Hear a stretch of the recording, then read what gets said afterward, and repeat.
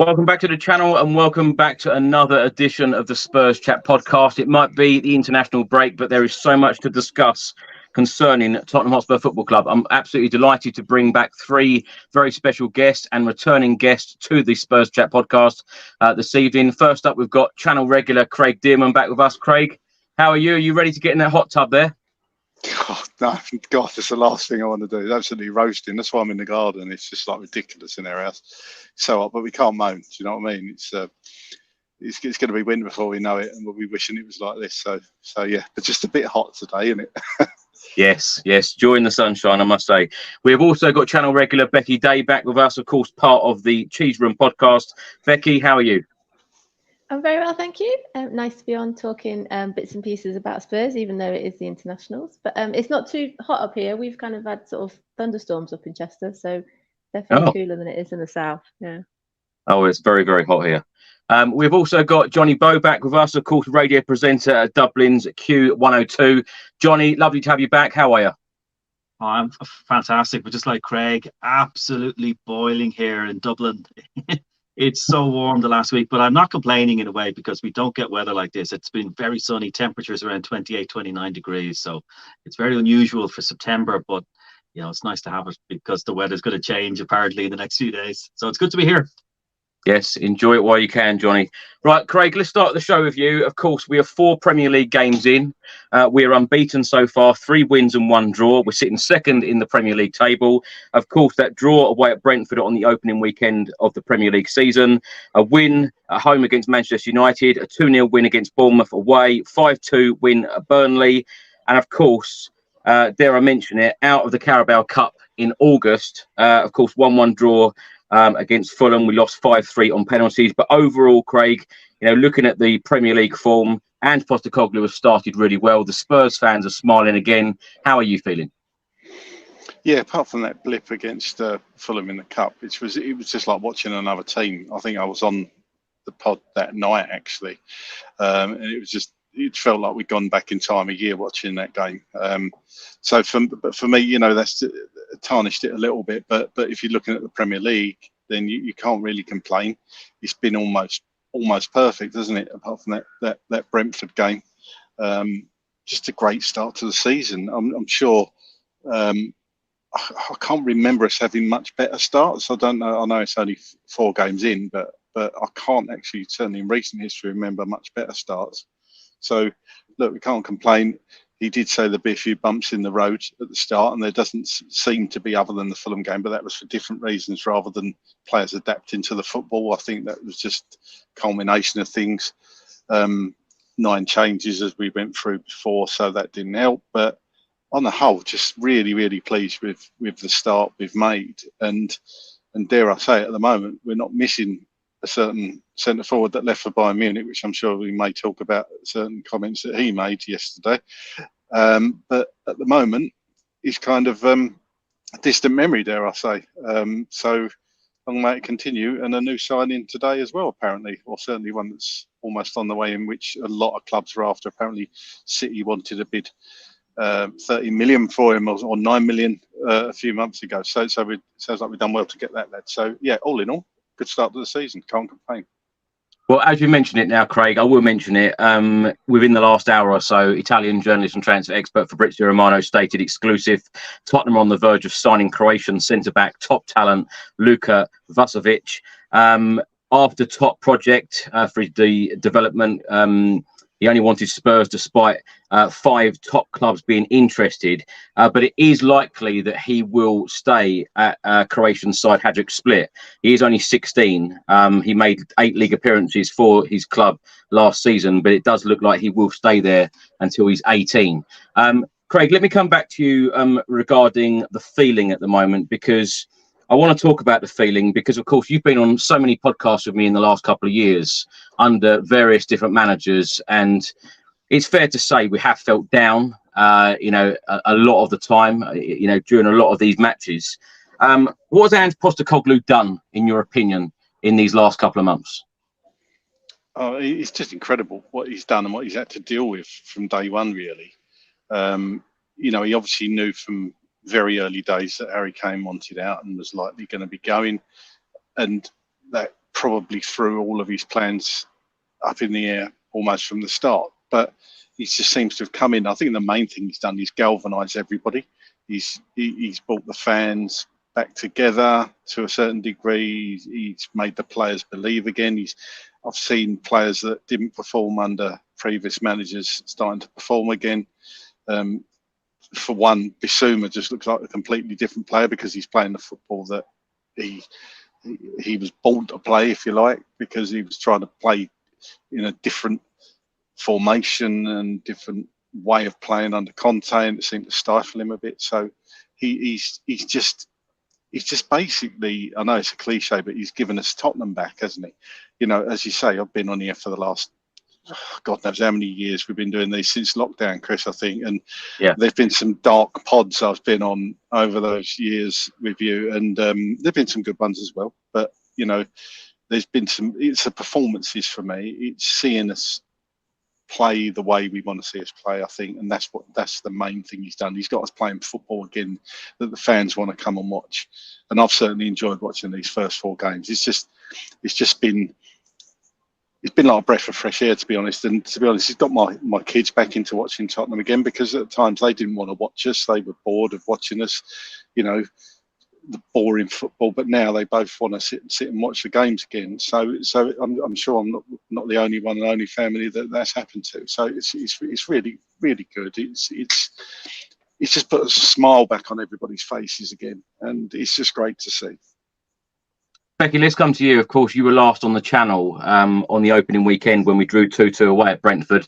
But since then, we've won 3 on the trot in the Premier League. How would you describe Ange Postecoglou's time at Spurs so far and the season so far? I think agreeing with what a lot's been said already is that we wanted to take things calmly. We wanted to sort of not get ahead of ourselves too quickly, and we wanted to listen to what Ange was saying. He was, you know, if he was saying like, you know, there's going to be bumps in the road and he's going to change a whole system and a whole kind of culture and a way of playing and things behind the scenes, and he's going to bring youngsters in, we need to just sort of go on that journey with him.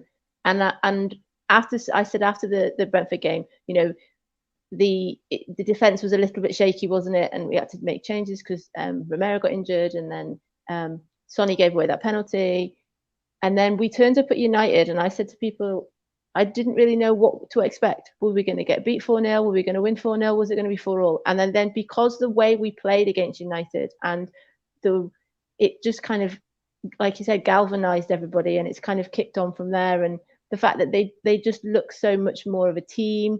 There's so much happiness on their faces. We've got the things that, like you said then about young supporters, like that, you know, the clicks and the high fives and the kind of celebrations. And I've had lots of conversations about people watching Match of the Day again, that they just stopped watching Match of the Day for the last sort of 2 seasons because they just didn't want to re-watch Tottenham. And, you know, we have got our kind of love back, and although we don't want to get ahead of ourselves, but it's just so much more enjoyable now. And I've seen so many people say this weekend that they hate the international break at the moment because it's stopped us watching Tottenham, whereas in the past it was like, yeah, it's fine, I could do with 2 weeks off from Tottenham. So it's like a completely different approach, and I think, you know, long may it continue.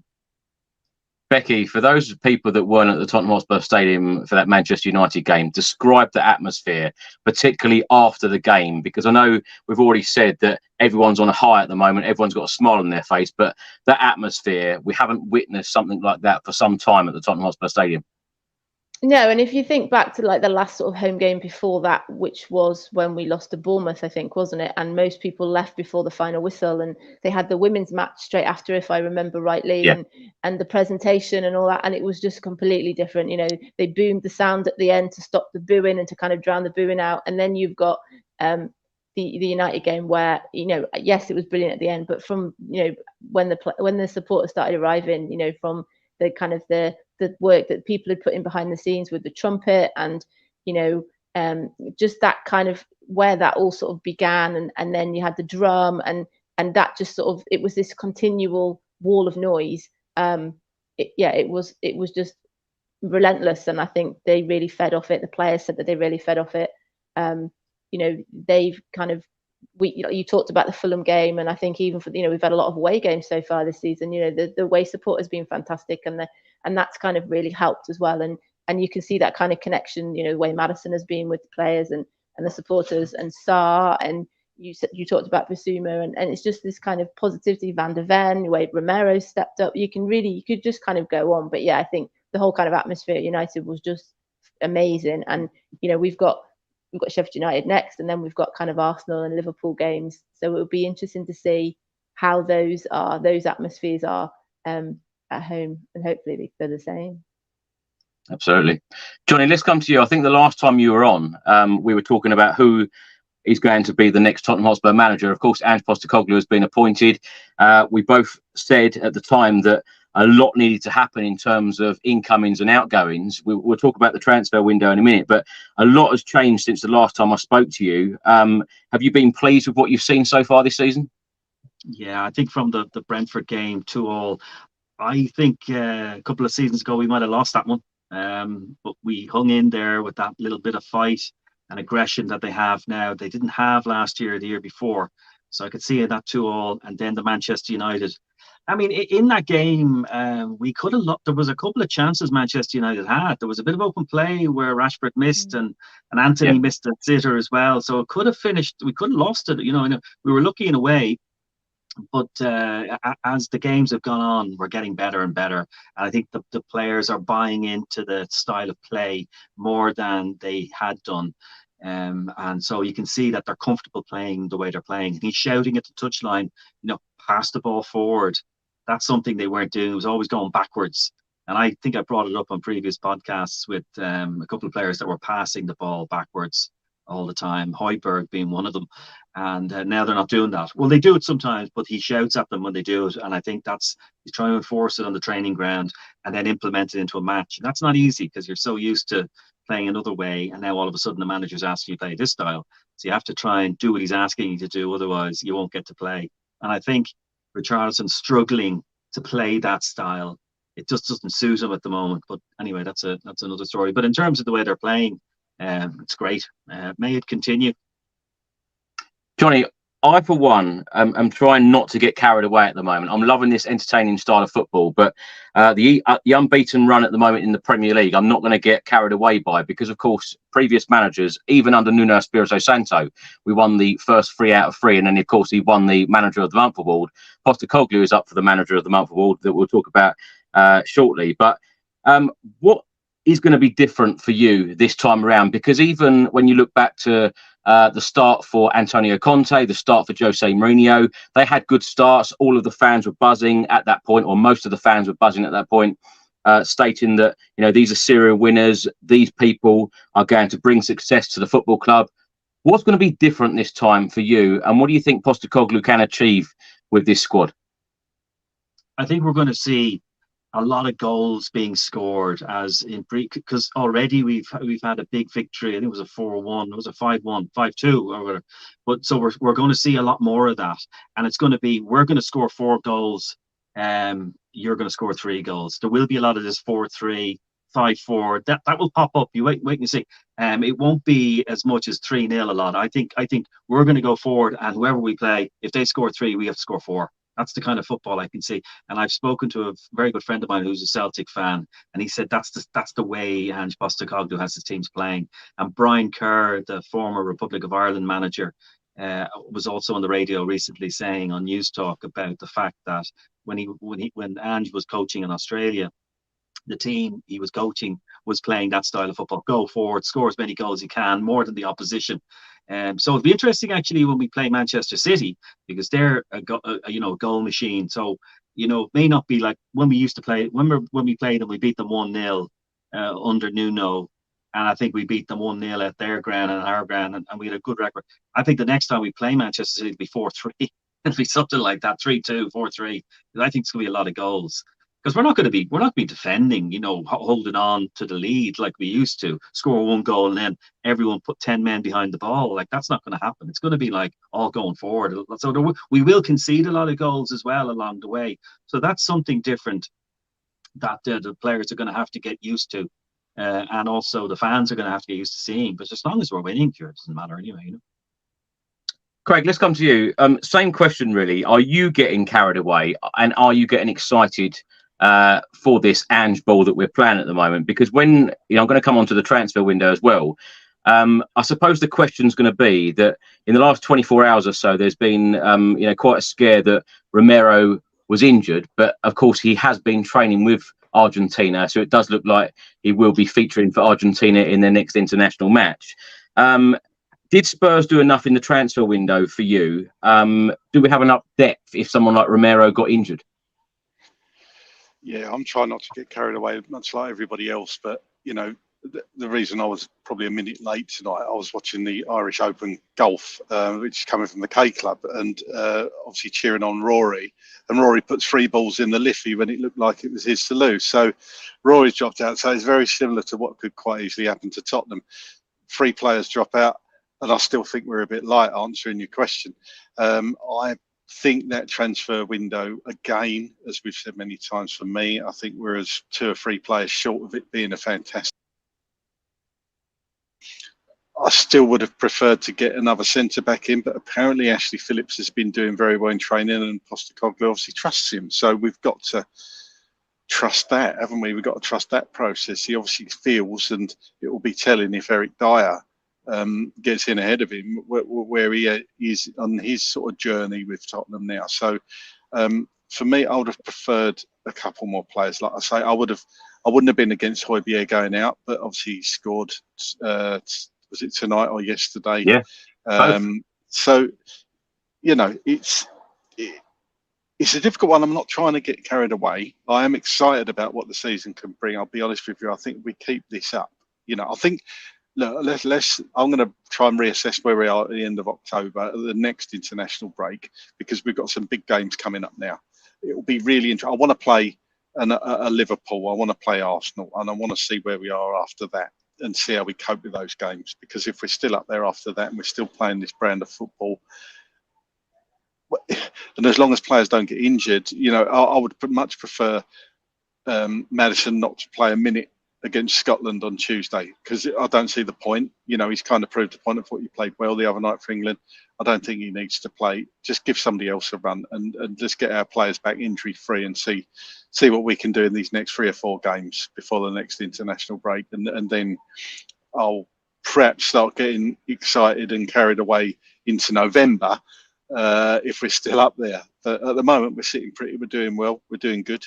It's enjoyable to watch, and there's nothing to dislike. I can't think of any negatives other than the Carabao Cup exit, to be honest. Great. Can I just come back to you on the since I spoke to you last on the last podcast? Of course, Spurs done a little bit more business after the transfer window closed in England. Of course, Davinson Sanchez moved to Galatasaray on a permanent deal. Tanguy Ndombele moved to Galatasaray on a loan deal. Harvey White has moved to Stevenage. Maxim Piskotski has moved to Grasshoppers. The one I really wanted to talk about is the Davinson Sanchez one. Is it the right decision? And I can't quite believe I'm asking that question. The only reason I'm asking it is because it does leave us very short at the back.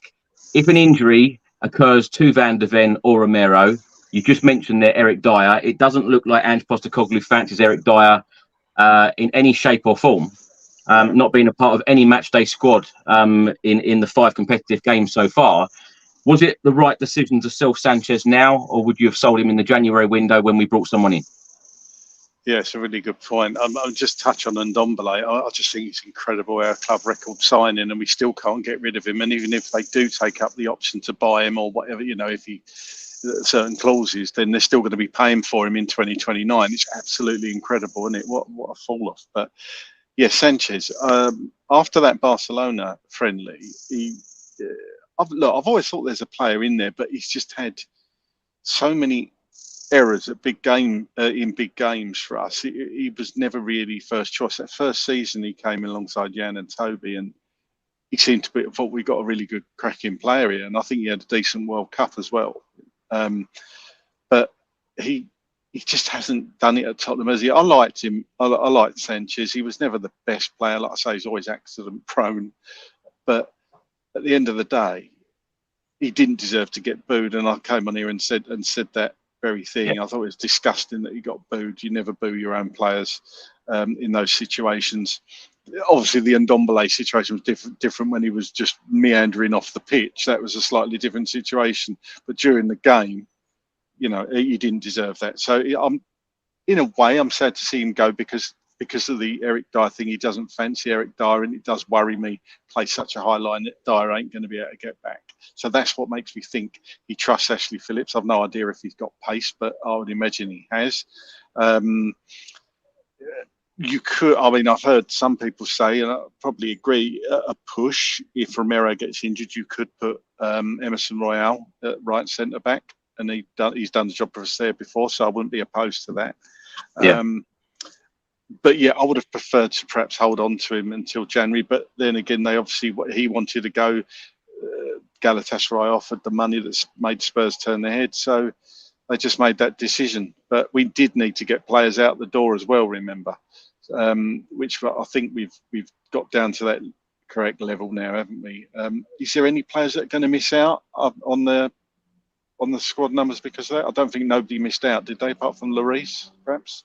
Well, that was my next question, actually. Lloris still at the club. Eric Dyer has had a meeting with Daniel Levy to discuss his future. Are you surprised, Craig, that those two are still at the club, still want to be at the club? I'm surprised about Lloris. I'm not so surprised about Dyer. I think Dyer probably wants to just see his contract out and see where his options are next summer. I'm incredibly surprised Lloris hasn't gone because he had that meeting as soon as he came in, and it was clear that he wanted to move on. He came out and said he wanted to move on and a new challenge. He agreed to stay behind and not go on the pre-season tour to find a new club. And there we are at the end of the transfer window, and he still hasn't found a new club. So I find that baffling, to be honest with you. I don't know who's definitely come in for him. If any offers came in, he actually turned them down. You had all these different rumours. Was the Saudi league in for him? I don't know. He's a weird one, Lloris. And it's sad in a way because he's been a fantastic servant to Tottenham, hasn't he, over the last 10 years or so? And yeah. What I would have liked to have seen him get is just 10 minutes at the end of the game against Shakhtar, to be honest, because I think that would have been nice. I think he deserved that. I don't think he deserved just to drift off into the sunset, you know. But yeah, very strange. But I'll say Dyer doesn't surprise me at all. I think he'll be here till next summer, and then he'll go on a free. Becky, let's come to you on the same point, the transfer window. Are you happy with the transfer window, the business that Tottenham done, both in and out? Because, of course, on transfer deadline day, bang on 11 p.m, we got the news that Brennan Johnson has signed for Spurs. But are you happy overall? Yeah, I was in Holland that night, so it was kind of like scrolling through Twitter to kind of see any updates. And just talking then about Lloris, there was rumours that Nice came in, wasn't it, too late? Yeah. And he put that statement out, didn't he, to say that he couldn't see the project, and in other words, he wasn't going to be #1 goalkeeper. So I think it's a tricky one for Lloris because he wants to be the first choice. But I agree. For those of us that were at the Shakhtar friendly, they did like a guard of honor, didn't they, for their goalkeeper? Was it like 15 minutes in? Yeah. And it was all quite bizarre. But people were saying to me, why didn't we do that for Lloris? But anyway, yeah, that's a funny one. I think the whole Dyer one, I think it's a bit like Lloris. Lloris is settled in London, and his wife has got a business, and she's very settled in London. And I think Dyer is similar. His partner's, I think, due to have a baby, and he probably would like to stay. The difficulty is, I completely agree, is that, you know, Ashley Phillips, he's a big unit and he's been signed for the future, but would he be somebody that would step in quickly? And it's tricky because all the young players that have come in this season, like we talk about people like Van der Ven, and Udogie, they just seem to have settled really, really quickly. So if we trust Ange, then if necessary, Phillips needs to come in, he can come in. I noticed that he scored, didn't he, I think yesterday for the under-19s England team. So he is getting that kind of experience. And there's rumours today, isn't there? Romero has said about a 16-year-old Croatian defender has apparently been signed, and you just think, well, that can't be for somebody for this season. So there is that kind of building, but equally, you know, when we all saw that rumor about Romero yesterday, it was all like, oh no, you know, what happens next? Because it is that sort of thing. You know, I still can't believe he hasn't committed a foul so far this season.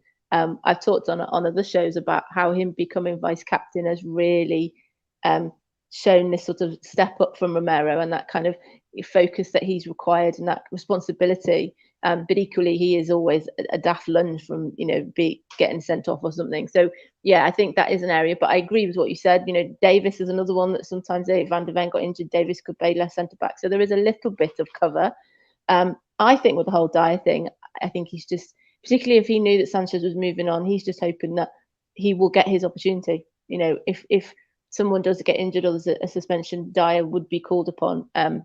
It is a strange one. He's someone I can see moving on January or but it may even just, you know, like you said, run his contract down. I was pleased with Brennan Johnson. I watched the South Korea Wales game on Thursday, I think it was. I watched it on S4C up here in Welsh, and he was playing in like the number 9 position.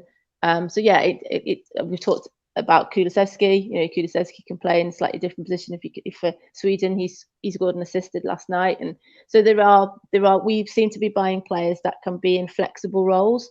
Now, if we compare that to when Conte was here, when people had very rigid, static kind of roles, you know, even people like Perisic, you know, he's playing more kind of further up for Spurs, and even when he's been coming on that position, he's playing.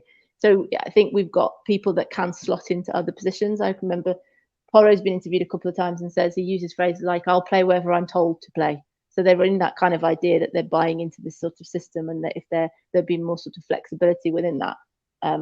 But equally, I think we talked then about the Fulham game, is that we know our strongest 11 or our strongest maybe 13 players, because the other team, you know, it went back very kind of defensive, and it was very slow paced, and we're just a few injuries or suspensions from that. Becky, let me come back to you on the Eric Dier situation. So if we had an injury or a suspension to either Mickey van der Ven or Romero, do you think Eric Dier would be ahead of someone like Phillips, who signed from Blackburn? Because of course he has been a part of some of the matchday squad so far in these 5 competitive games. Eric Dier hasn't. Where would you stand on that?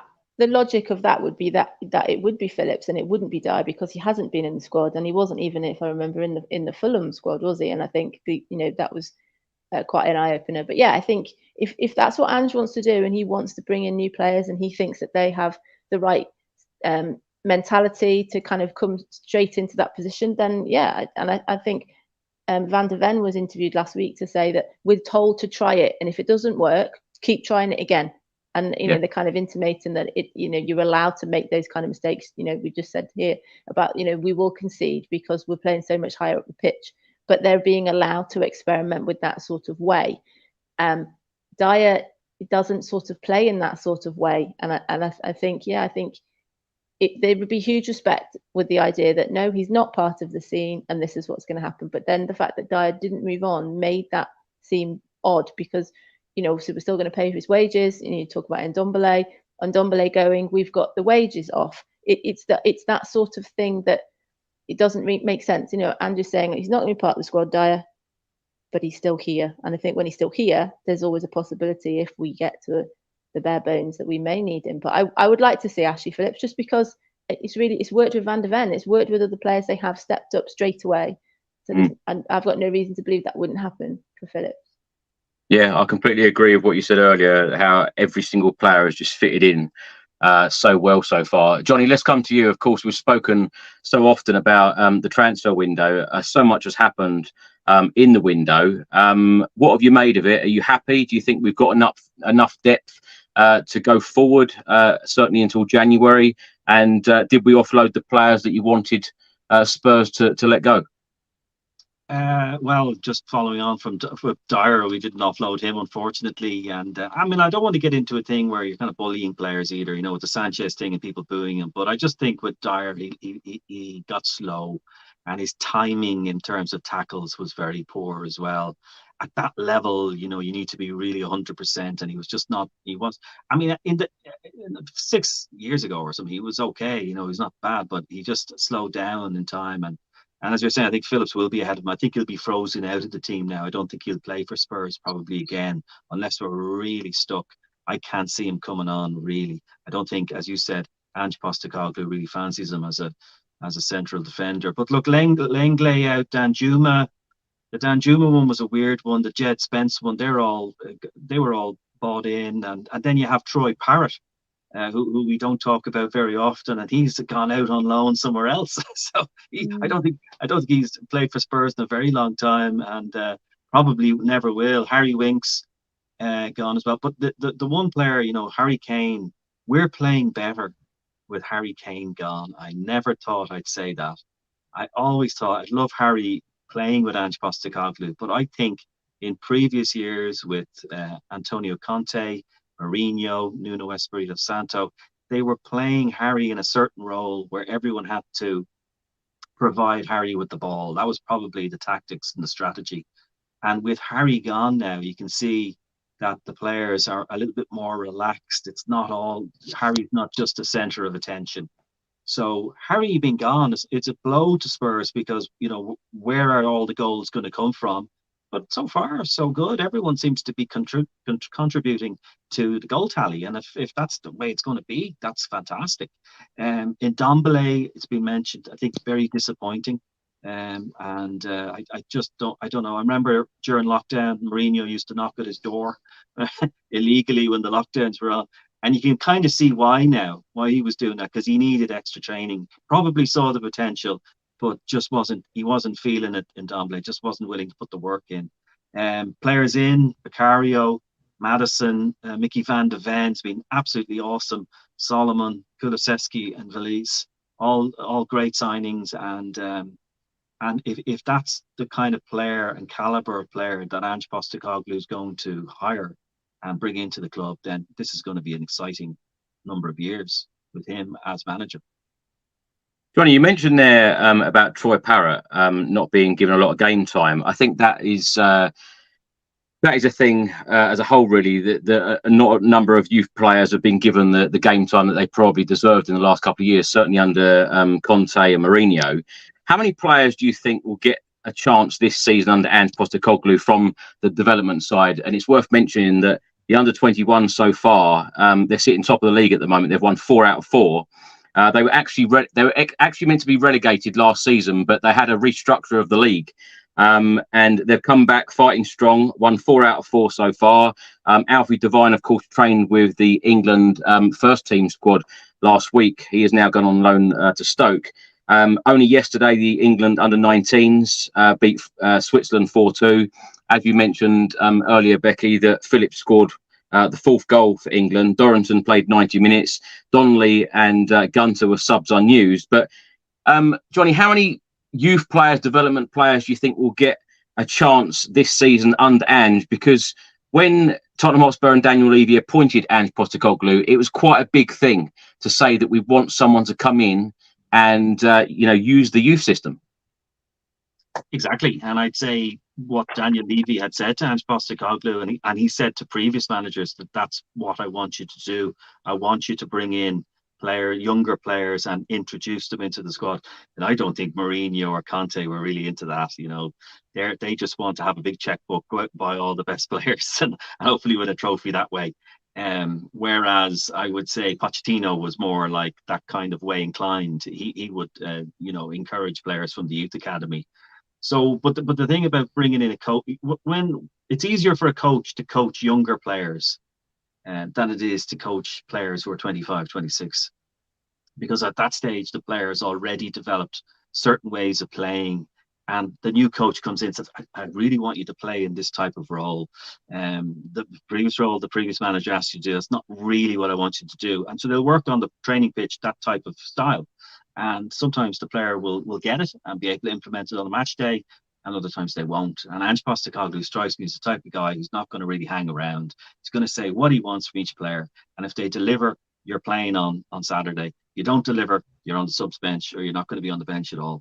But I would say Levy told him, I want players coming in that are going to be introduced from the under-21s. So you will see that. You'll see a couple during the season. Won't be a major amount of players. He's not going to introduce loads, but I'd say a couple will be introduced from the under-21s, and he'll take it from there. And if some of them shine, then you'll see they've been introduced into the first team, and hopefully that's the way it goes. My bad, actually. Alfie Devine's went on loan to Port Vale, not Stoke. I only said Stoke because I was on BBC Stoke the other day talking about it, so big apologies about that. Craig, let's come to you. Of course, it is international duty, but there is so much news. There are so many comments. There are so many things happening concerning Tottenham Hotspur players. I know a lot of people don't like us discussing Harry Kane now that he's left for Bayern Munich, but about Tottenham this week. We wanted to win at Spurs, but if you went a couple of games without winning, it wasn't a disaster. At Bayern Munich, you have to win every game. At Bayern Munich, there is a top mentality. What did you make of those comments when you saw what he'd said? Yeah, he didn't really need to bring Tottenham into it. I don't know why he even mentioned us, to be honest with you, because there was no need. It wasn't wasn't part of the question from what I know. It was difficult to know whether it was a swipe at the board, at the players, at the managers. I don't know actually, but it is funny how quickly I've changed my thoughts on Harry Kane, and I think it's a lot to do with the way we started the season. You quickly move on from these players. You know, I unfollowed him on X and stuff like that, which I never thought I'd have to do. But I just didn't want to see a load of lederhosens and bratwurst and sausages and, you know, whatever. I can't be doing with it. It's just, you know, once a player leaves, I rarely still follow that player. So I don't think we miss him as much as I thought we would. And having watched England the other night, as much as England were boring as hell to watch, and I don't think we're playing to our brilliant attackers that we've got at his disposal strength. You could see what Harry Kane brings to the team, the great crossfield passing, but he didn't really have a kick other than that. I don't remember him having a shot. So, look, there's no two ways about it. He would get a hat full of goals under Postecoglou. But would he really fit the system? Would we have to change the system to adapt to Harry Kane? Because he hasn't got the pace and it's not his game to run in behind. So, you know, maybe would we be sitting, you know, 3 wins and a draw from our first 4 games if he was playing? But I think, to be honest, he would have been professional if he'd stayed. But, you know, ever since he stopped putting coys on the end of his tweets, even though he doesn't run his social media, we know that, something changed with him after the City move fell through. So I wouldn't say that he'd completely checked out, because somebody who scores 30 goals in a Premiership season, that's not really checking out. But he wanted out, didn't he? But going back to his comments, I don't think he needed to bring us into it. But I don't really. That's the first time I've seen him. I don't watch German football. I'm not going to start just because Harry Kane's gone there. I've got no real interest in it. And the only time, I'll be honest, I've got interest in Harry Kane is when he's playing for England now. So, but that's the same for me with most players that leave the club. So it's just, you've got to put it at the back of your mind now. He's gone, and that's what I've done, and I've moved on from it very quickly. And it's amazing how quickly I think myself and a lot of supporters have moved on from that, because he's not Tottenham Hotspur. Tottenham Hotspur. And I just want us to do well. Becky, you've probably seen the same. On social media, you've got some people who are really quite annoyed about Harry Kane's comments, but you've also got people coming out and saying, well, he's telling the truth. Where do you stand on it? Well, so people who do follow me on Twitter, I tweeted, I didn't see the comments yesterday, and then I read them. And I then said that I didn't think Sonny would ever say something like that. And then I think I've got something like 56,000 people have commented or liked or I've had an interaction on this tweet. And it seems to be sort of 50-50 that say, yeah, it wasn't necessary. Like Craig said, he didn't need to bring Tottenham into it. He doesn't need to mention us. He's moved on. And then there's about 50% who were like, yeah, he's right. If we'd lost the first 4 games, we'd be saying he's absolutely right. There is no kind of the mentality's wrong, and a lot of people would agree with him. I just don't think it's necessary. He didn't have to say it, whether it's aimed at the board, like Mickey Hazard has come out to say it today and say, oh, it's been misinterpreted. He didn't mean it. But why is Mickey Hazard saying that? Why isn't Kane then sort of saying it, or someone on his social media or something? You know, it's caused such a stir that they were even asking Eriksen a similar question yesterday at the end of his match. And it's just, you know, Spurs are in such a positive place at the moment. We're playing so well. There's such a positive, and it's almost like we're not allowed things and something changes. Do you know what I mean? It's almost like that, oh, and something. And I think he said in his interview, in his video when he left, that he would now watch on as a fan. Well, if he's watching on as a fan, don't bring negativity on us, even if it is aimed at the board. Do that privately. Why do that? You know, I've talked about people like Lamela a lot, and like Jan Vertonghen, and I love it when they post a picture of themselves or watching Spurs, and you know, or something like that, and like, yes, they still watch and they like us, and yeah, good for them. And there are ways to do things, and Kane didn't have to say what he said publicly. He could have just said, I needed a new challenge. I wanted to play in the Champions League. I've gone to Bayern Munich and I'm really enjoying the change in the challenge and what the expectation is. He didn't have to then kind of almost elaborate about the 2 matches thing. And I just think there are ways and means of doing things. And that's why I said that I just don't think Sonny would do that. And also in the week where Sonny was asked to get, because it just seems to be constantly mentioned. Like I said, I watched the Wales-South Korea game in Welsh and I heard them say Harry Kane in Welsh. So even they're mentioning it in a South Korea-Wales game. So Sonny's asked about it after the game, and he says he wishes Kane well. He wants him to do something like, he says, my friend, I want him to go and win everything. Harry could have said that back. He could have just said, yeah, I'm at Bayern Munich. No, we're not going to play him this season, are we? There's no worry that we're going to, you know, bang into him. He could have just said, I wish Spurs really well. I had a great time there. Even if it's things he's already said. I just think I didn't want to see it as a pop at us. And every time I look at it, I think it just feels like he's having a pop at us. Like, I got out, I'm free and I've gone and yippee doo. And we're still here. And I agree with all those people who say it's always about the badge and it's not about the players. But like we just talked at the top of the show, I've got kids in my school who like football and they enjoy. And part of the enjoying of football at that age is the people and the characters and the players, you know, and it is a big thing to them. They want to kind of buy into those players. And I just don't think he didn't have to say it. He could have been more positive. And I'm not turning on him. I don't hate him. You know, I've got Kane tops. I don't want to look at him, but it's interesting. I didn't watch the England game, and I normally watch all the England games. And I just thought, I don't want to watch it. I just don't, and it's a shame. And I'll probably get past that eventually. But at the moment, it's about Tottenham, and I like England, and I support England, but I was a bit like, I just didn't want to. I just think if it's the media and it's all of that as well, I think, you know, it's them trying to kind of put on it, and they've twisted it. But you can only twist what he said. If he didn't say it, there's nothing to twist, if that makes sense. Yeah, I totally agree, Becky, actually, to be honest, because when I watched England now, when I saw him walking out the tunnel, whereas obviously you're used to seeing him walk out and he's a Spurs player, he's just another person to me now. It seems really strange. Whereas Maddison, obviously, you think, he's one of us. And it's very strange how it flips just like that. But I agree with what you said. Personally, I think if I didn't actually see the interview or anything, but I think it wouldn't have hurt if Harry Kane turned around and said, look, I wish Tottenham all the best. They're my team. They always be my team. But now I'm a Bayern Munich player. But I will always look out for Tottenham's result, and good luck to them. And that's not being disrespectful for Bayern. He could have turned around and said that. And like you say, with the kids watching, and for me, that's what I'd like to have seen him say, because he's not saying, "Oh, I'm gutted I left Tottenham." He's respecting Tottenham and what we've done for him, saying that he's his club, if we believe that he is his club that he supports. But he's playing for Bayern now.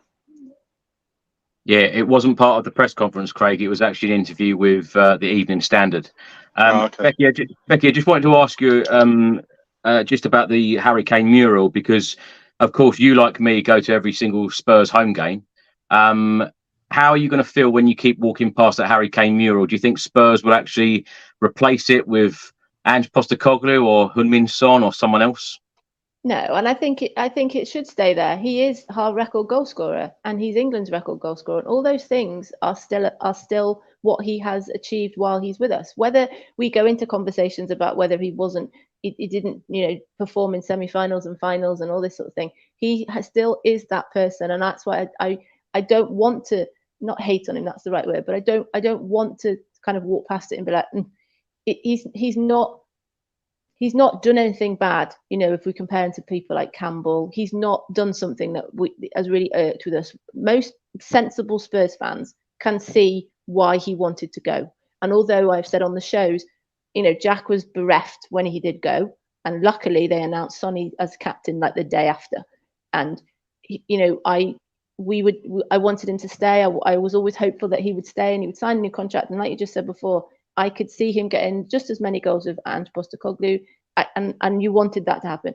It didn't, and he moved on, and that's fine. And we were kind of making our we were moving on, and we'd had a great season, and then it's like again, and it's like, so I won't, the mural is there because it's stunning, and he visited it and he's put his kids' handprints on it. So at the time, it meant something to him as well. So I don't think it should be replaced. I didn't like the fact that the Sonny one, behind the Beehive pub that was a great one. I loved that one, so I think murals are there. They have a meaning, and they should remain. I will get past this sort of disappointment in Kane, but I just think it was just I think I said this on Twitter. I defended him without question every single time I saw someone being horrible about Harry Kane. And as we know, there is a lot out there about him. And I was like Craig just said, there's this sort of pride that he's our player and we will defend him. And, we could maybe talk about Richarlison a little bit later in the show. And we will say, he's doing this and he's our player. And, but now he's not. We just move on, but I don't want to be negative of it. But equally, he could have just, like you just said, he's gone for Champions League. That's a fact. We aren't in the Champions League, so that's fine. Whether he's going there to win more trophies, and that's all you don't know. But I just think the way he kind of elaborated on points he didn't need to elaborate on, like you just said, he could have just said, yeah, it's fine. So in terms of going back to your question, the mural is there. It's a great thing. It means something. He is our record goal scorer, and that will you would think never be beaten. So I think it should remain. Johnny, let's come to you. Before we talk about Richarlison, just want to take this comment here from Joe. Sadly, the truth hurts. I'm sure Joe's talking about the Harry Kane comments. No ambition at Spurs. Do you think that things have changed under Postecoglou now? Do you think there is real ambition to move this club forward? Well, it was very ambitious of Daniel Levy to hire Jose Mourinho and Antonio Conte. I mean, they're two of the biggest caliber managers in the world. I mean, okay, they probably weren't supported with the right players to bring in. I mean, they, as you said, record signing in Ndombele, a complete disaster. But I think that those managers that was a big move for Spurs to do, and I think the mentality is changing around Spurs at the moment. Harry Kane's excited. I remember him in the red Audi car at the airport, getting onto a private jet to fly over to Bayern Munich. He was excited. It's like going to and it's a winning club. They've won lots of things in the past. So when he comes in, he meets Thomas Tuchel. It's a big moment for him, and he's been in a club probably that didn't achieve what he wanted to achieve. And so I suppose he's saying I wouldn't pay too much attention to those comments, and just all we need to do is focus on Spurs and focus on the team and what they can achieve this season. But it's the mentality. I mean, you got to remember, German people in general, and particularly elite athletes from Germany, whether it be Timo Boll in table tennis or whether it's the Bayern Munich football team, they want to win. And when you're in their team, it's all about winning and intensity and training 100% every training session. So maybe that's what Harry has noticed at the training ground. Maybe he's noticed that type of feeling there, and he didn't experience that at White Hart Lane or at the new stadium. So maybe that's what he's saying. But probably he should keep those comments to himself, because he's just going to annoy 50% of the fan base. But in terms of the mural, I don't see any problem with it. I think Becky said he's leading goal scorer. And if he had stayed, probably would have beaten Alan Shearer's record. But it's all about the mentality at the moment. And I have to say, congratulations, Dan Postecoglou. We haven't won anything yet, but it's definitely changing. And I'd love him there for 10 years or more, if that's the type of football we're going to play, and that's the type of mentality that the players are expected to follow through with. But so far, it's very, very exciting, and I'm looking forward to this season.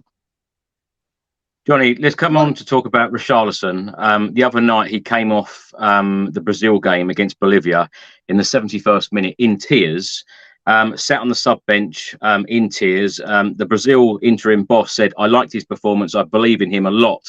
Today, the ball didn't go in for him. He didn't play badly. And Postecoglou has said similar things. He's had a lot of criticism from a lot of Spurs fans so far this season. Of course, replacing Harry Kane is going to be impossible. It's an impossible job to replace someone like Harry Kane. What have you made of Richarlison so far this season?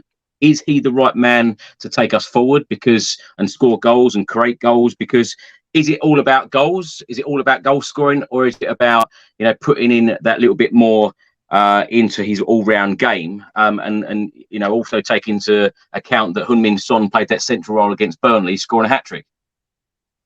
Yeah, so from a coaching point of view, when Ange Postecoglou will be on the training ground with Richarlison, but it's the coaches around him. He will give a direction to them of what he expects Richarlison to learn in the sessions and what he wants for him to implement in the match day. Okay, so you can keep saying it to the player, and if he doesn't do it, it gets to a point where he's not taking direction. He just doesn't get this, and so I don't think it's his issue. It's Richarlison's issue. It's not anyone else's. Robbie Keane was able to do it. He was prolific to a point where he was able to score goals. Certain strikers can take it upon themselves to adapt to the style of a manager. Now, Robbie, wasn't able to do it when he went to Anfield when Benitez bought him, but I don't think he was suited to the style of Benitez to Liverpool. But Richarlison, I don't think suited to the style of football that Ange Postecoglou. You would think he would be, because he's a Brazilian international. When he was playing in the World Cup, he was doing overhead kicks, scoring goals for fun. It seems to have a problem up here with the mentality. And we were just talking about mentality. I think his mentality isn't good. I think he's very rushed in what he does. He's overdoing everything. He's going in for tackles when he just needs to relax. He needs to relax. He needs to play like it means nothing when it means everything. And that's a phrase from 6 times world snooker champion Steve Davis when he wrote his book. He went in onto the table. He played like it meant nothing when it meant everything. And that means to play like you do in practice when you've no pressure, no cameras on you, and then to be able to implement that in a match day. And Richarlison, I think, is struggling to do that at the moment. He isn't able to do that. And how long do you give somebody like that? Give him another month, give him another 3 months, another 6 months, and still he's only scoring 1 or 2 goals in the FA Cup or whatever it is. And you kind of say, I would give him another bit of chance. To a point, you have to get to a point where maybe it is time to bring in Brennan Johnson and let him play, because what have you got to lose? Team are playing well. James Maddison there spraying the ball left and right up to the striker. Richarlison should be doing a lot better, but he's obviously struggling with confidence. He was crying after the Brazil game, and I think they won 5-1 or whatever, and he didn't score. So strikers like to score, it gives them confidence. And if you're not, you get down. But coach can only bring you up so much. You have to take it upon yourself to actually make it happen. So is Richarlison going to make it happen? My gut feeling is, I want him to. My gut feeling is, I don't think he will. And I know these players, they look at social media, Chris. They look at social media all the time. Some of them are on there all the time. We're all on our phones and on our tablets, and we're looking at things. And I remember 3 years ago, I commented on the Facebook, the Spurs Facebook page, after we won. I can't remember who we beat, but Eriksen played so well in that game. And so I made a comment on it. I said, Eriksen played out of his skin. He was playing so well. Loved it. He commented on it. He put a little blue heart on my comment, and it got like 1,000 likes. So they watch it. They do look at it. And so I had no idea he was going to do that. And so I was like, I didn't think he'd even look at it. But they do watch it. And so Richarlison's probably watching a lot of the negative stuff that people are saying. So he might be watching this, Chris, but I hope he listens to what I'm saying, because I'm trying to help him, and I'm sure the coaches there only want him to succeed. So he has to take direction. He has to implement what the coach is teaching him on the training pitch and bring it into the match day.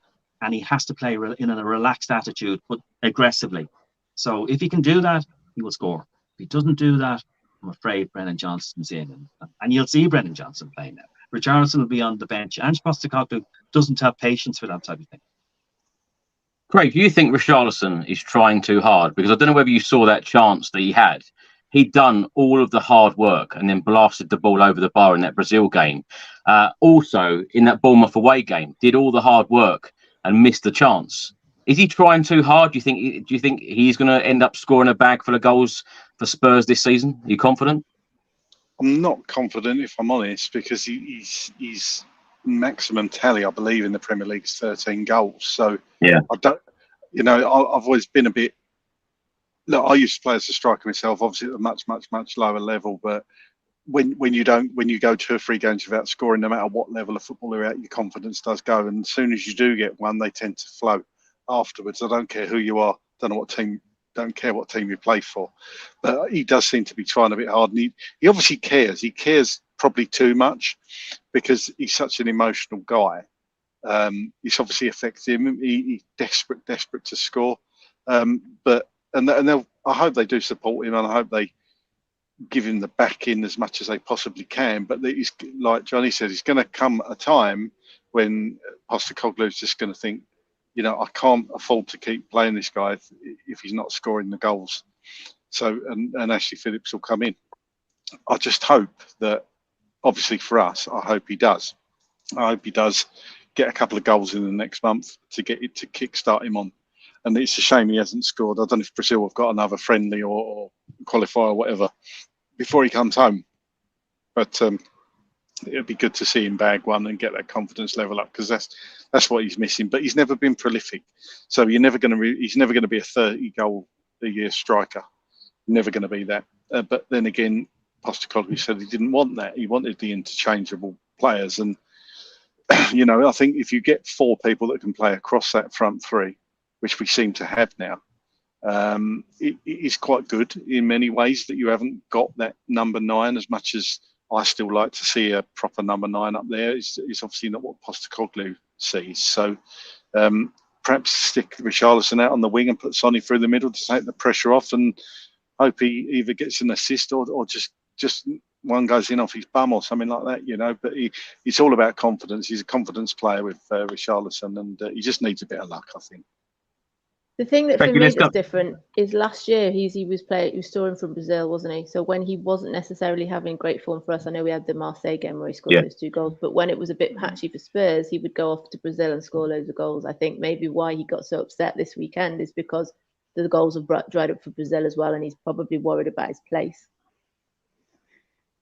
Becky, let's stay with you. It's been a really good international break so far. I know we're halfway in, but it's been a great international break for a number of Spurs players so far. Højbjerg on the team sheet for Denmark the other night, again this evening. On Thursday, as you mentioned, Wales 0, South Korea 0. Heung-min Son met Brennan Johnson. Of course, Davis and Roden played in that game as well. Perisic with a couple of assists for Croatia in their 5-0 win against Latvia. A goal yesterday for Kulusevski, also an assist. Bissouma came on in the last 28 minutes for Mali as they beat South Sudan 4-0. What an assist from him. I tell you what, on social media again, a number of people stating, how on earth did Antonio Conte not fancy Bissouma when he is in this type of form? And Bissouma, for me, it's like we have now got that player that he was playing for Brighton, because we didn't have that last year, did we? No, and if we use sort of Paratici and the people that kind of brought him in, really did see something in him. Unfortunately, it brought him in at a time where the system didn't suit him, did he? And that wasn't going to be the system. But now we've got a system that does suit him. The kind of interconnection between him and Maddison just works really, really well. And, after the Burnley game, when he was wearing the Burnley top, wasn't he? And he was joining in with the singing from the crowd. That was really, really lovely. But yeah, that assist where he runs like all the way to the byline, doesn't he? And then kind of the goalies, I described him as a spider with his arms and legs everywhere. And he just managed to kind of feed the ball through. But weirdly, about all those players that you mentioned, the only person who played out of position was Maddison. Everybody else played in the position that they're currently playing in for Tottenham. Except Maddison, which it just seems odd, doesn't it? So I'm with Craig. I'd like Maddison not to play against Scotland, because I could imagine Scotland be kicking, and there might be knocks and things at Maddison. Because I said this to my Jack, Maddison and Bissouma are players that are always being fouled, and that's a good sign. Players can't keep up with the speed of the movement of the ball, or they're just so involved in games that they're being like hacked. The Scotland game would be quite tasty. I would prefer if Maddison didn't play.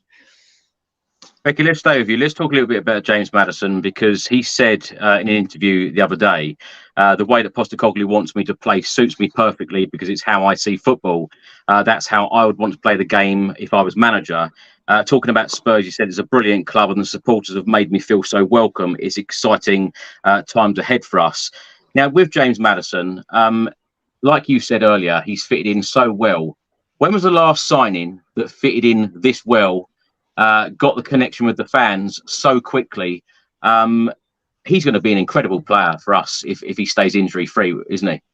Yeah, and I in kind of recent history for me, it'd be Kulusevski. I thought, and Bentancur, really, they both have kind of, and then injuries and things have kind of tapered that a little bit. But certainly Maddison, it's just the kind of we go back to what Kane said. You know, the things that Maddison's saying, whether he runs his own social media or not, he is saying the right things to the right people. And you know, obviously he's being asked. You know, you said something along the lines of, "I'm not naive enough to think that I would come and Kane wouldn't be here." And you know, I obviously would love to play with him, but I'm not doing, and this is what we're going to do about it. And, you know, like going back to what you're saying about Richarlison, I think the thing that's just a shame for Richarlison is Sonny took his chance, you know, and he played against Burnley, he scores a hat-trick. And Richarlison, it's a bit like when Moura used to come on games last season, I remember, you know, they've got to take, if they only get snippets of time, they've got to take those chances. And Sonny came in. So, you know, looking to head to Sheffield United, is it going to be Son back on the left? Is he going to put Johnson up front? Is he going to use Richarlison?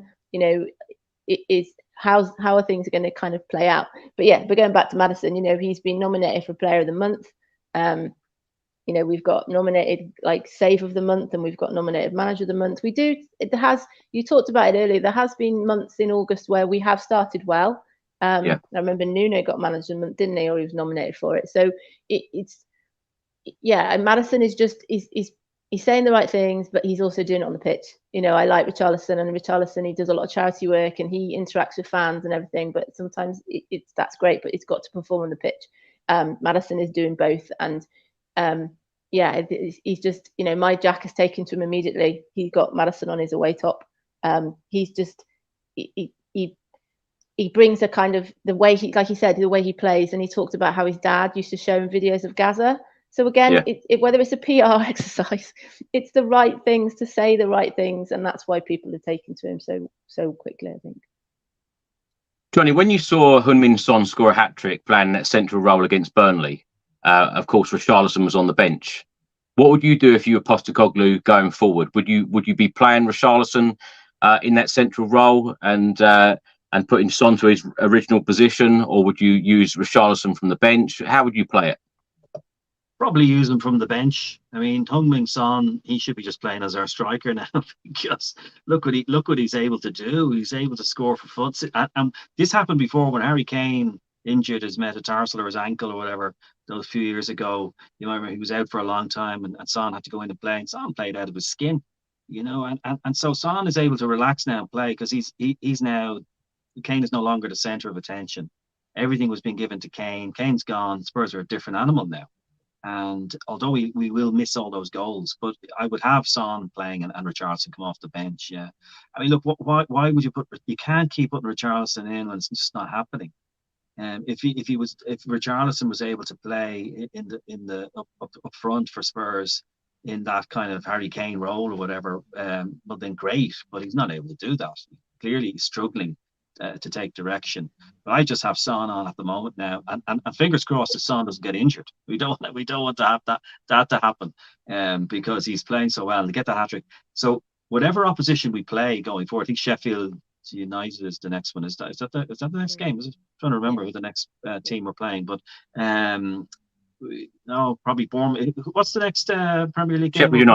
Sheffield United. Yeah. So Son has to play that, and he could get another hat-trick. I mean, that's the type of match that he could be. So I'd have him start and probably Richarlison come off the bench. Craig, let's come to you. Let's talk a little bit about our captain, Heung-min Son. He's come out and said, I'm so grateful that I'm working with Ange Postecoglou. I've learned so many things as a player and as a human being. We're very, very happy working with him. I think the players should take more responsibility now to make him happy and move this club forward. And Postecoglou on leaders, talking about Heung-min Son, Maddison and Romero, of course, his captains. He's come out and said they have been outstanding, not just on game day, but every day with their actions and words. Really inspiring the rest of the guys and driving them forward. They're outstanding players, but more importantly, they have become leaders for us, and we are going to need it. With Son, what difference have you seen in Son since being given the captain's armband? Because I always thought that you couldn't get any more out of Heung-min Son, but there just seems to be that little bit more that Postecoglou's got out of him. Yeah, absolutely. I'd just like to say I'm not in a Phil Collins video or Bohemian Rhapsody tribute at the moment. I am getting bitten to shit in my garden doing this. So I know something's going to look like, was it Holly out of Red Dwarf as well? Craig in the air tonight. Yeah, absolutely. Well, I've got the hair for it anyway. No, I just think, look, Sonny's my favourite Spurs player. He has been for a number of years. He's just phenomenal. I just think he carries himself the way a captain should carry themselves, and he did that long before he was captain. He's just brilliant. I just love Sonny. I just want to see the rest of his career at Spurs. I just think he's a good role model for the younger fans. I just think he's everything you want in a player, and Postecoglou has got more out of him. Last season wasn't his best, and obviously with that hat trick, he just seemed to be back for me to his best, playing through the middle, just showing he can play through the middle. For people that said he's not at his best through the middle, I think he can. I think he could do a job up there. I think he could even get into the 20s again for goals in the Premier League this season. I just think he's a great person apart from anything else. He's perfect choice for captain. He would have been my choice for captain. And it's not all about shouting and screaming like used to see your Terry Butchers and your Tony Adams and yelling and screaming at players. He leads by example apart from anything else. And I think Postecoglou got that right. I think he got the leadership group spot on as well with Maddison and Romero, and you could see the change in Romero not even picking up a foul, let alone a yellow card so far. Madison's a natural leader on the pitch as well, so he's just got everything right. He gets it, Postecoglou, and Son gets it. He gets the relationship with the fans. He gets Tottenham. So everything everyone's doing at the moment just seems to be perfect, and Son is at the head of that, isn't he? He's just fantastic. Becky, it seems to be an extremely clever move from Postecoglou to include Romero, Maddison, and Son as part of the captain's team. Were you surprised when that happened, and what difference do you think is made on this Tottenham Hotspur dressing room? Well, I'd said before then when Kane left, we'd spent the whole summer sort of batting away this, he won't leave, he's not going to leave, he wouldn't leave it this late. If he turns up at Brentford, he'll stay. And then obviously he left, and then the day after Son was announced. I must admit, I expected it to be Son, Maddison and Bissouma. And when it was Romero as vice captain, I've said a few times, when they go over to the ref and they're asked to calm the players down, and Romero's the one. I think someone tweeted the other day, after he scored against Burnley, his celebration was almost like a scissor kick, and someone put at the bottom, this could be him scoring, or this could be him taking somebody out. You can't tell from the actual freeze frame, and that is true. But as you said, he isn't making fouls. Watching, the snippets of the match in the week, and Messi coming out and saying he's the best centre back in the world and all this sort of thing. I just think it's really given him a position of responsibility. If we're to believe the rumours that somebody else came in or whatever it was, and money, and he said, no, I want to stay. This is why at the time I remember thinking, well, Kane leaving seems odd, because there are players who are buying into this new way and this new philosophy. Kane had decided that wasn't for him. So you talked earlier about Son and the younger players, Sarr, he talks about Sarr a lot, and there's a really kind of good bond with him, and how he's sort of bringing those younger players on. And I think, Romero's game has improved because of the way we play, and he's always been that player who wants to kind of drop a shoulder and take a few steps forward. And now that he's got Van de Ven, who's very quick, it's kind of changed Romero's game a little bit more. So he's fully embracing that. Like I said, Maddison is a natural leader. I did watch the penalties, the Fulham ones, and when he scored and he went over, he celebrated, and then he went over to Forster and he kind of said, right, Colin Forster, hope you do well. And he's just got that kind of natural ability within him. And then, obviously, like you said, Sonny's captain for South Korea, but, he gets what it means. I completely agree with Craig.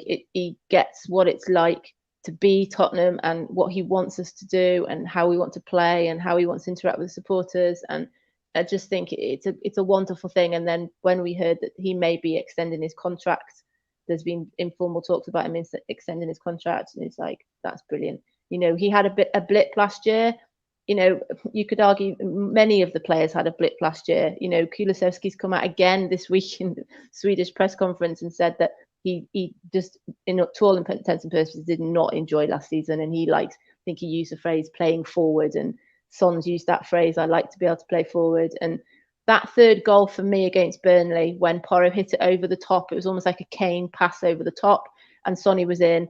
I was travelling back from Holland in the car, and when I watched it back, I was like, that's the Sonny goal of old. Those ones where it came over and there he is, boom, and he's hit it before you've even realised it. And he's happy playing that way. And, you know, if he stays injury free, and I just think it's just, like we said at the top of the show, that we are going to concede goals. There's going to be games where, you know, I completely agree with what you said about United. They had some early chances. You could even argue the save that Vicario made at Burnley, where it kind of came off Romero and looped over. All those things are kind of sliding doors moments within games, and we are going to have some that go against us. Fulham was almost kind of a bit of a sort of introduction to that, to remind and level us a little bit that we are going to have games where it's not working, but it's more positive. There's more positive elements around the club, and that's why I just said before, I just think the Kane thing, whether it was taken out of context and it's not what he meant, or, you know, there are things that can be twisted from what he said. Don't say it. We're in a really positive place. Let's keep that positivity. And I think, going back to your question, I think the choice of the captain, the vice captain, was just a masterstroke from Ange. Really, really, really good idea. Johnny, before we talk about the Sheffield United game, which will be the last question that we cover, as Becky mentioned there, Lionel Messi come out and said, for me, Christian Romero is the best defender in the world right now. An amazing performance and man of the match, talking about his performance the other night. What have you made of Romero this season? Will we see a different Romero, a lot calmer Romero, because he's been given the vice-captain's armband? I think so. And, you know, you never know what happens in a season. If Son was to lose the captaincy for whatever reason, then things can happen. People get injured or whatever. But he'd be a great captain, Romero, even if Son eventually moves on in the future.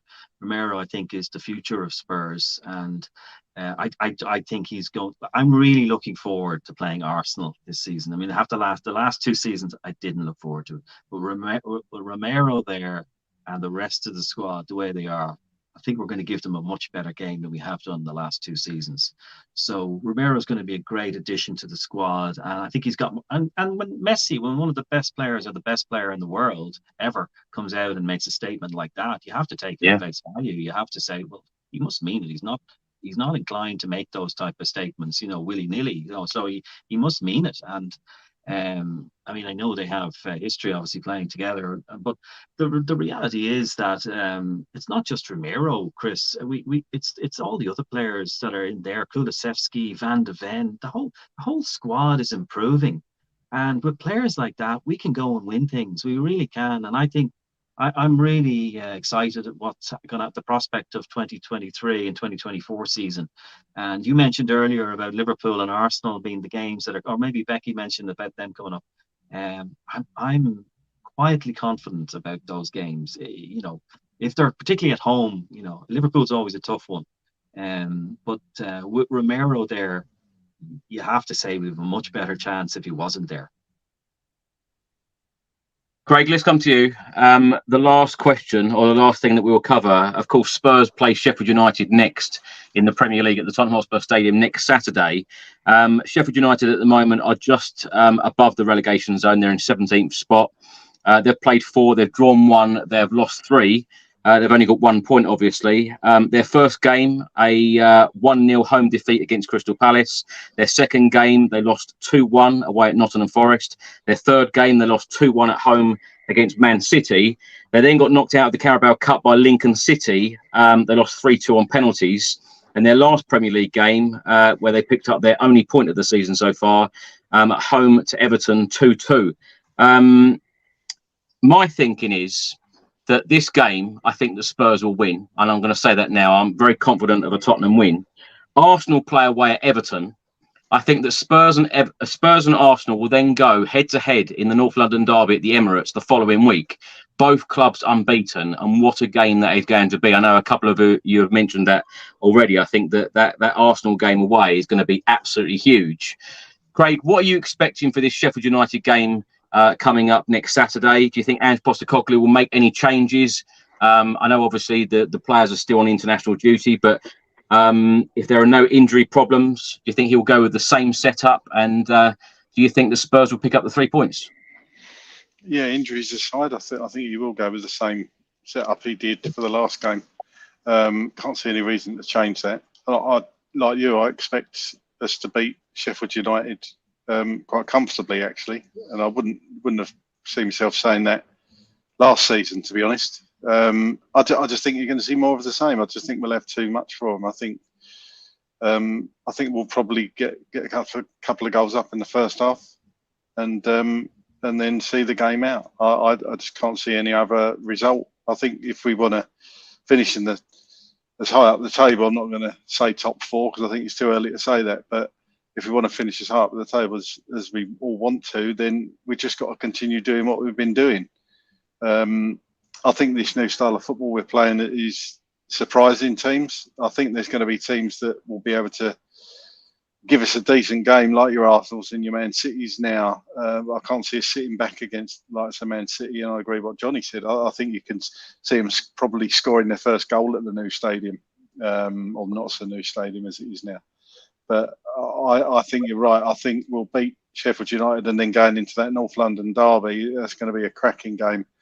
It'd just be poetry if we could get a result at the Emirates, wouldn't it, as well? That would just be phenomenal. I think you could definitely turn around there, and I think they should give Ange a statue if they do that already. But let's not get carried away. But yeah, I think we'll have too much for Sheffield. I'll probably I'm going to go for a 3-0 win. I agree with you, Craig. I'm going to go 3-0 as well. I just wanted to ask you about the Arsenal game because, of course, we've only won once at the Emirates in Premier League history. Of course, we won in the League Cup there some years ago. Dele Alli scored. But what do you think will be different, that approach going into that Arsenal game at the Emirates Stadium? Because it will be nice as a fan, as a Spurs fan, to see Spurs really going for it and playing this Ange ball, as everyone likes to call it. I just think it will be a cracking game. I think you're going to be watching two attacking teams.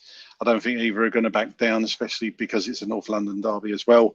I just think it's going to be I don't think it's going to be one of those ball draws. I just think it's going to be end-to-end stuff. And at the moment, perhaps I'm getting a bit carried away. I could see us winning it 2-1.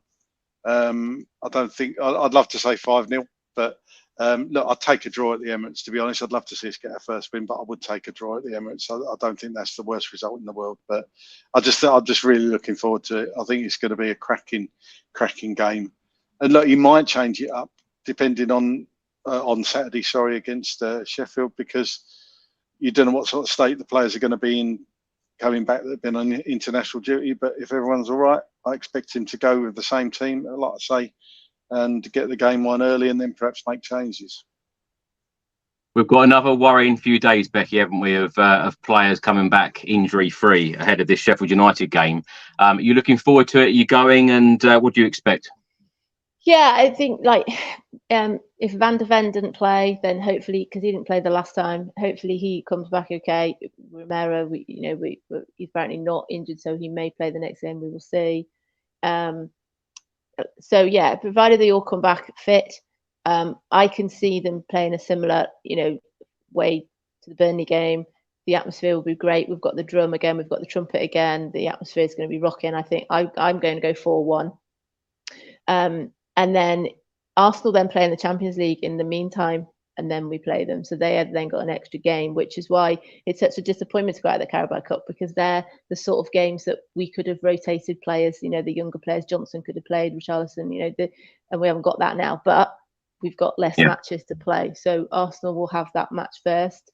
I think, I agree with Craig. It's going to be a really open game. I think it's going to be end to end. The media are going to really hype it up, aren't they, leading up to that game? And it comes down to that kind of, I hate that word, but bottle. It's who is going to hold their nerve. Bless him, Van de Ven. He's kind of he goes in for the tackles, but sometimes he's getting like the last touches, and he's had the own goals, and then even the one at Burnley kind of. So I'm just hoping it's a match that either team has deserved for the right reasons. If we go back to last year at the Emirates when Royal got sent off for that sort of kind of tackle that, it sort of changed the game once he got sent off. So I would like it to be a game that's got, the right things. There isn't a VAR, or there isn't some contentious thing that if we get beat, we get beat because this, that, and the other. I think agree with Craig. A draw would be great this early in the season, but equally, I do think we have it in us to go on and win.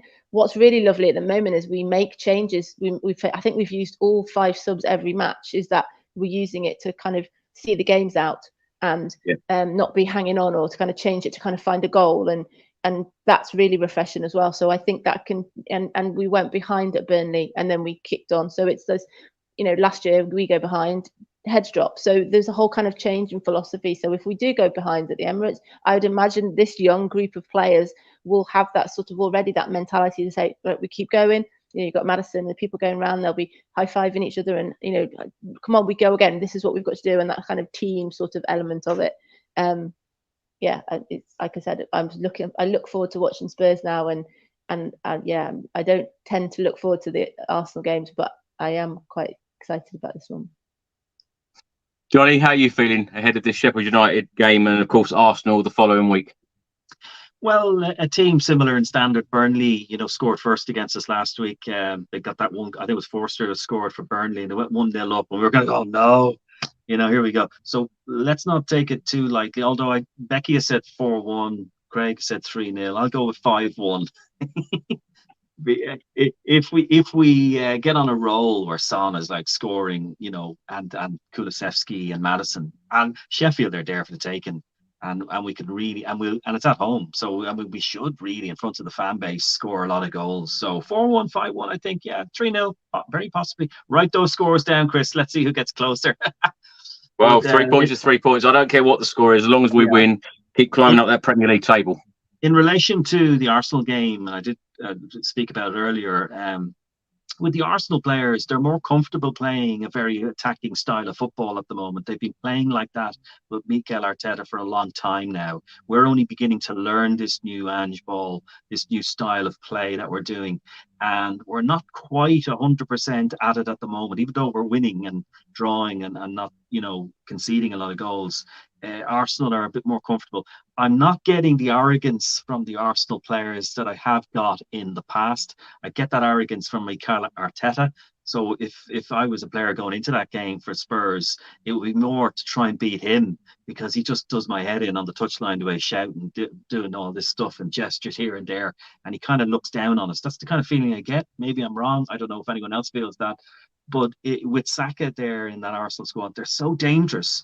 So we play like against Manchester United. We showed when Anthony had that chance and Rashford had that chance. There are chances. Now the Arsenal guys might take those chances, and then we find ourselves 2-0 down within 10 minutes. That can happen, or a red card.